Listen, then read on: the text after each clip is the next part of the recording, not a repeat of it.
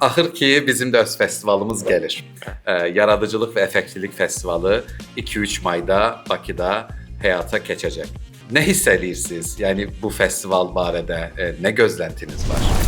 Gözlədim əlbəttə ki, yüksəkdir. Ümumiyyətlə belə bir festivalın doğması məni də çox sevindirmişdi. Və o haqqında təfərrüatlı məlumat alandan sonra gördüm ki, çox həcmli bir festivaldır.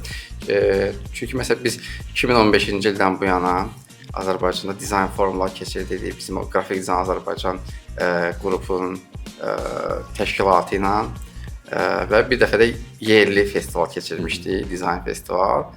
Və mənim həmişə arzum idi ki, Azərbaycan beynəlxalq festivala ev sahibliyi eləsin.